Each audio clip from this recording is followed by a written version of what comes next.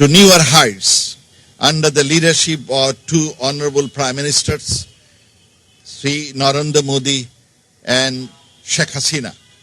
We thankfully acknowledge the collaborative initiative of the two countries in implementing the vaccination program against the ongoing pandemic.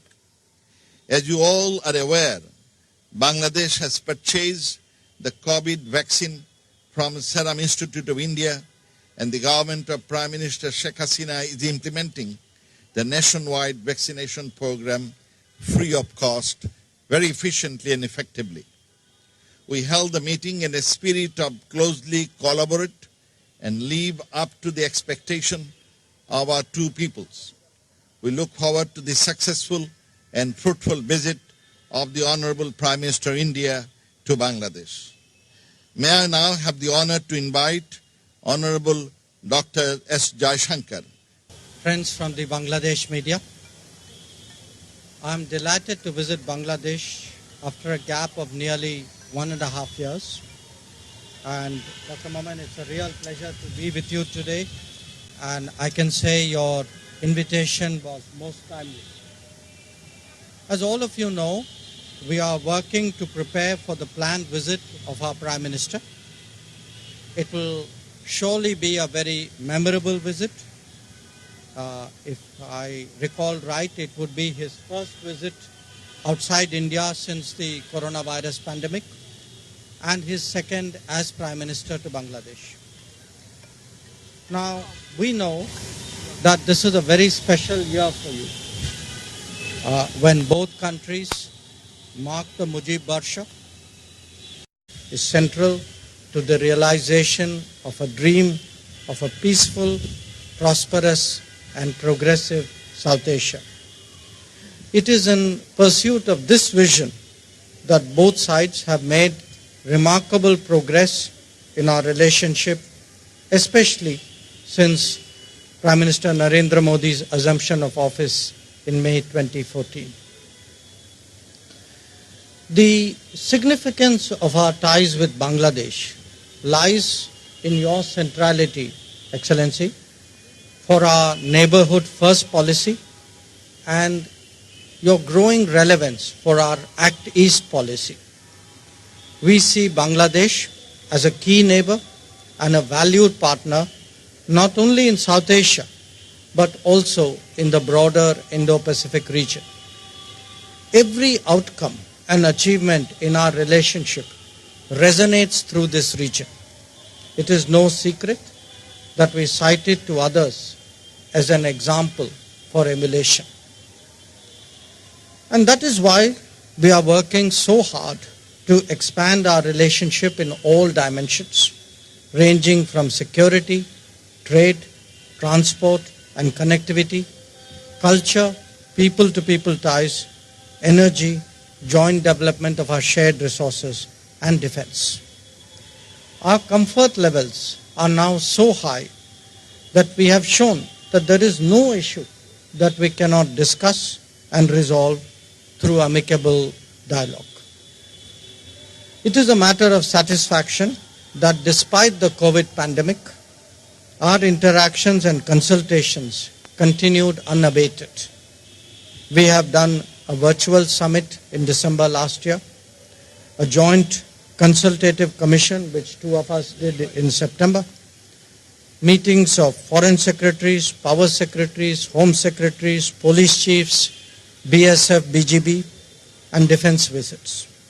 Our commerce, water resources, and shipping secretaries are due to meet soon. This demonstrates the commitment of both sides to progress the relationship. Even the pandemic has actually provided an opportunity to reaffirm our friendship. Bangladesh is the largest recipient of Made in India vaccines. Also among the friendship, our largest gift of vaccines of 2 million, which is really appropriate that it is to Bangladesh. Our recent activities go beyond consultations and gestures, however important they might be. We have made practical progress on the ground, conducting a trial run of container cargo through Chattogram port to Agartala, adding 2 new protocol routes to inland waterways connecting Tripura to your national waterways, handing over 10 BG locomotives, commencing movement of container and parcel trains, and forming a JV in the energy sector. These are but some recent examples. I would also like to express our admiration and pride as your closest neighbor and friend at Bangladesh's graduation from LDC status. It is truly a tribute to your miraculous socio-economic progress and a reflection of the statesmanship and leadership of Prime Minister Sheikh Hasina. Let me conclude by wishing all our friends in Bangladesh the very best as you mark key anniversaries. May all your dreams come true, and I can assure you that India will always be there by your side as a reliable friend. Your marching contingent at our Republic Day parade this January 26th may have been a reaffirmation of our shared history. But I can also say that it is an expression of our deep solidarity that will always guide this relationship. I thank you for your attention. Excellency, my name is Rezaul Karim Lotas. I work for the Daily Sun. My question is, what is the purpose of your visit, and will there be any breakthrough from this visit? Well, as my statement partially conveyed, there were many purposes for this visit. You are in the midst of marking important celebrations and anniversaries, and as your closest neighbor, friend, well-wisher, for me it is a privilege to in some way be present here amongst you. This is also a difficult time for all of us because of COVID. Again, for us it was important that we are partnering you in both your health and economic recovery. As I said, the largest number of vaccines so far to any foreign country shipped out by India, 9 million, has been to Bangladesh. But I'm also here to prepare for the Prime Minister's visit. Prime Minister, many of you would remember his last visit.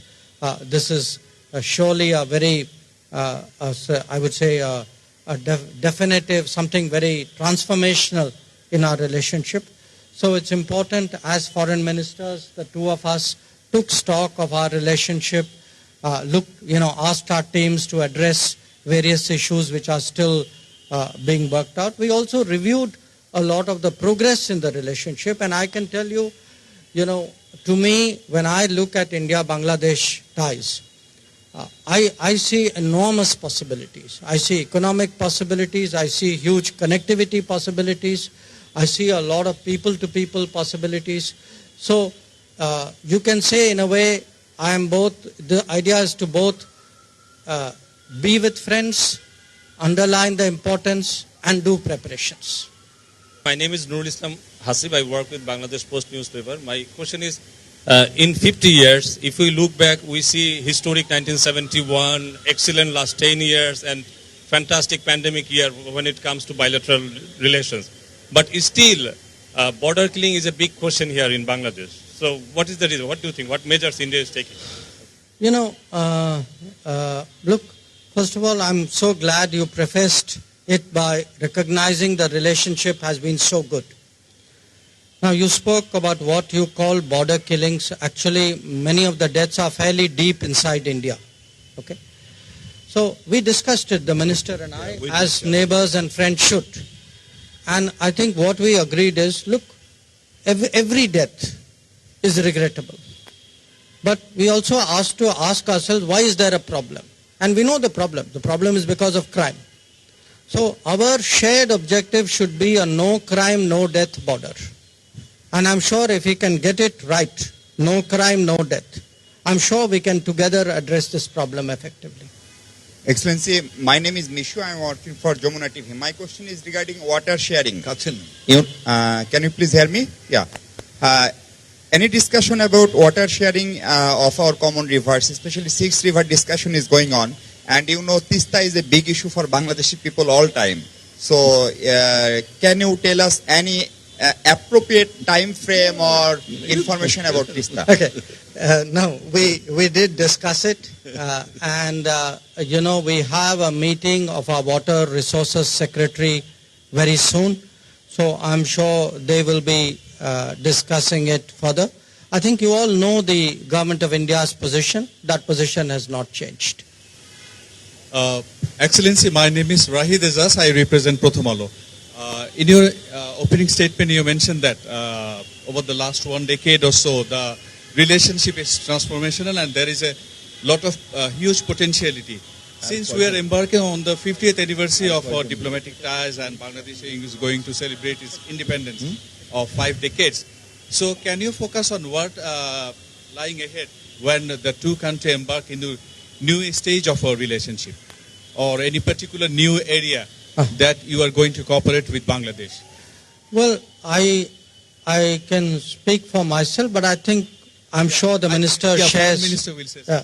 I'm sure he shares that view. Look, if I were to, first of all, let me say, there is no domain where we are not working today. I mean, our relationship is really 360. Every part of human activity in some form, we are doing something. And the more we do, the more possibilities open up. If you ask me, okay, 50 years, first 50 years are over. Think for maybe not 50 years, next 20 years. I would say most of all, let us look at connectivity. Because, the minister today shared with me something your Prime Minister said, which really impressed me. She said, her quote was, connectivity is productivity. Okay. If we can get connectivity right between India and Bangladesh, I can tell you the entire, logistics, the whole geo-economics of the region will change. Bay of Bengal will look very different. And so, to me, in fact, both of us, I think, believe that this is possible. Today, we spent a lot of our conversation was on this very specific subject. We actually feel we should even involve third countries. We talked about Japan as a possibility because both of us have very good relations with Japan, and Japan is involved in connectivity projects in the Bay of Bengal. So I would pick connectivity as a big goal. The second, I would say, to me, would be the human aspect of it. People to people, education, health, culture, because at the end of the day, relationship between countries are relationship between peoples. And I think at a popular level, our connect is so deep. Sometimes we let politics come in the way. I think we should have a much more people-led relationship, and I'm very convinced that would actually give an additional impetus to our cooperation. Minister, I'm sure you agree. Thank you very much. And no more.